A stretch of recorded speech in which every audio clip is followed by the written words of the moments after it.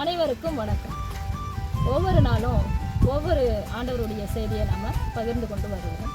இன்றைய நாளிலும் ஆண்டவரால் கொடுக்கப்பட்ட வேதவசனம், ஆபத்து காலத்தில் என்னை நோக்கி கூப்பிடு, நான் உன்னை விடுவிப்பேன். ஆபத்து காலத்தில் அப்படின்னு சொல்லும்போது, நமக்கு கஷ்டம்னு வரும்போது நம்ம உடனே யாரை தேடுவோம்? நம்ம உறவினர்களை தேடுவோம், உடன் பிறந்தவர்களை தேடுவோம், குடும்பத்தார், இல்லை நமக்கு அறிமுகமானவர்களை நாம் தேடுவோம். ஆனால் அவங்க எல்லாமே நம்ம மகிழ்ச்சியோடு நல்ல சந்தோஷமாக இருக்கும்போது கூப்பிட்டாலும் கூப்பிடனாலும் நம்மோடு இணைந்து என்ன செய்வாங்க?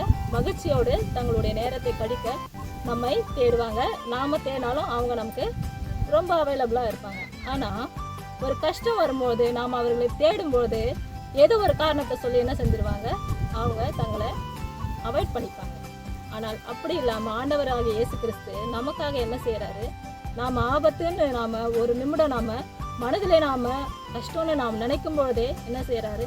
நம்மை நோக்கி அவர் நமக்கு உதவி செய்ய அவர் ஆயத்தமாக இருக்கிறார். ஆனால் நாம் முதலாவது தேடுறது நம்மளுடைய உறவுகளை தேடுறோம், ஆண்டவரை தேட மறந்துடும்.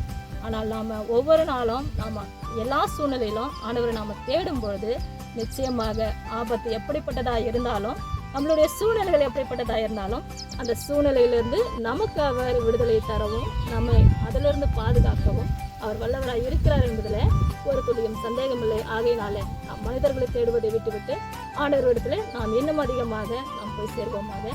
கர்த்தர் தாமே திருவசனங்களை ஆசீர்வதிப்பாராக. இன்றைய நாள் உங்களுக்கு நல்ல புதிய நாளாகவும் ஆசீர்வாதமான நாளாகவும் இருக்க கர்த்தர் உங்களோடு இருப்பாராக.